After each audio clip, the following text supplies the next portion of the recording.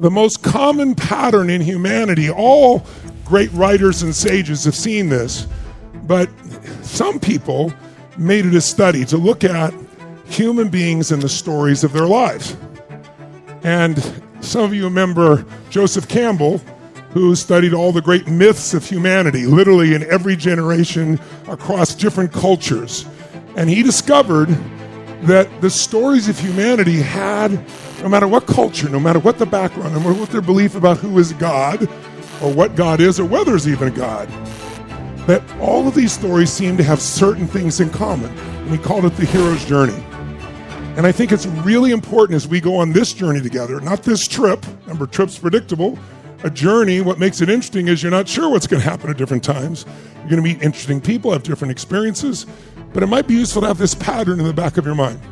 What does that hero's journey look like? Well, you can make it really complex, and he does at times, but we could break it into 7 quick little pieces if you want to jot it down. And I'll give it to you in the form of maybe a story almost all of you know. How many know the story of the Wizard of Oz? Raise your hand if you know the story of the Wizard of Oz. In any person's life, we get to a point, and I don't know if you're there in your life right now, but often we get to a point where we have a certain level of stability. Like we've worked hard, we got to a point, we have a certain structure to our life, and you get to that point. And when you get comfortable, life is about growth. Now, if you want to know what life's about, you can see there are 2 laws of life that are immutable, and it doesn't matter on this planet anywhere. Everything in the universe grows, or at what? There's no exceptions. If your relationship isn't growing, it's dying. You better do something now. There's no such thing as a business that's not growing without beginning to die. That's what it is. So it's continuous growth that makes us feel alive, by the way. People ask me all the time, you've traveled the world, you met millions of people. What's the secret to happiness? One word, progress. It's not even achieving what makes you happy. Because think of something you achieved that was amazing. How many achieved something amazing and then your brain went, is this all there is shortly thereafter? Isn't that the worst feeling in the world? That's worse than failing. Because at least when you fail, most of us, we get up and we just do it again, find a better way, right? But if you succeed and you're unhappy, you're basically what I call technically screwed. But on the other hand, there are times when you don't say, is this all there is? Who's had an achievement you worked your guts out for, you finally made it happen, and you were thrilled out of your mind, and you didn't have, is this all there is? Who's had an experience like that? Make some noise if you've had this, so I know you got it there. So here's the question. How long did that great feeling last from achieving that ultimate goal? Did it last 6 years? A year? 6 months? 60 days? 6 weeks? 60 days? How many of you, it's somewhere between 6 hours and 6 weeks was probably the most that lasted for you? Raise your hand and say about. How many of you it lasted at least 3 months? Let's say 3 months. 6 months. A year. Almost nobody even a year. So what the hell are we achieving all this shit for? You bust your ass and you finally achieve it and feel good for this short little burst of time. Why? Because the universe doesn't want you to sit at the table of success too long because you'll get bored and fat. It calls to you to keep growing because when you grow, you have something to give, and when you give, you have a higher purpose.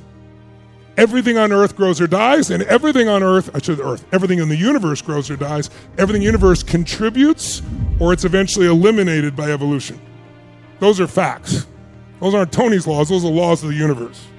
So if you and I want to be happy, it's not even achieving the goal. The purpose of the goal is what it makes of you. Jim Rohn used to teach me, what you get, Tony, won't make you happy. Who you become will make you very happy or very sad. And that's what destiny is. Who are you going to become? What are you here to give? How are you here to live? What are you going to experience while you're here? And we want to make those decisions now, not let them unfold and hope it all comes together, because rarely does that work out terribly well. But with a directed mind, we can make anything happen. And most of you have in your business, or maybe your relationship, or maybe with your kids. But somewhere along the line, you're not doing it in all those areas and not the level that you want.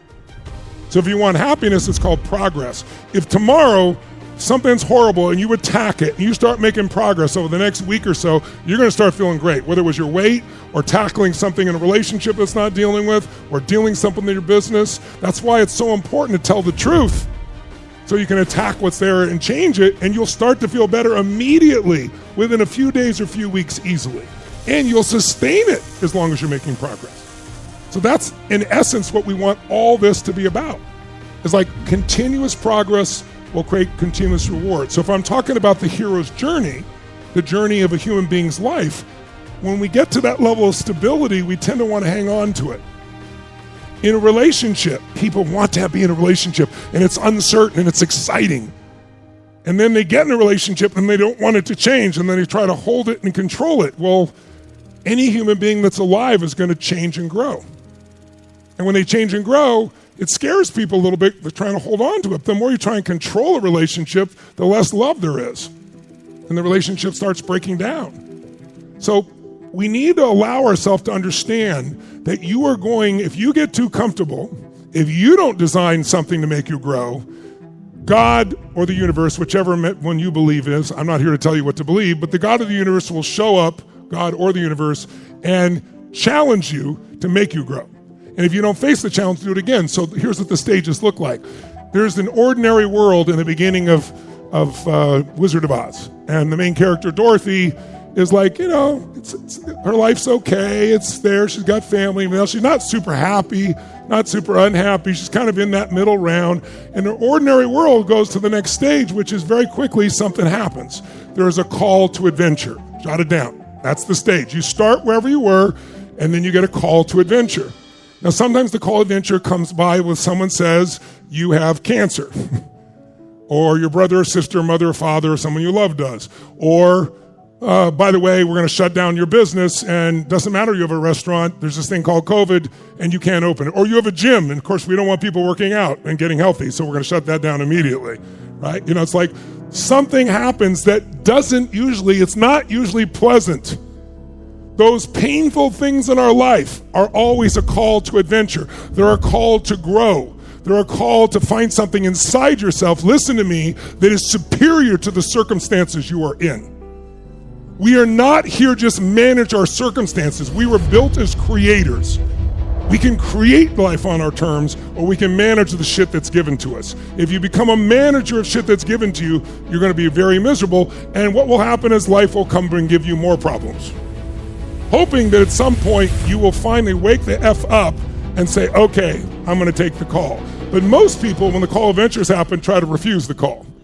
They try to hang on to what they got. No, this, I need to keep it the way it is. This is how it should be. This is how it needs to be. This relationship, this business, this economy, this whatever, got to keep it this way. But it's not going to.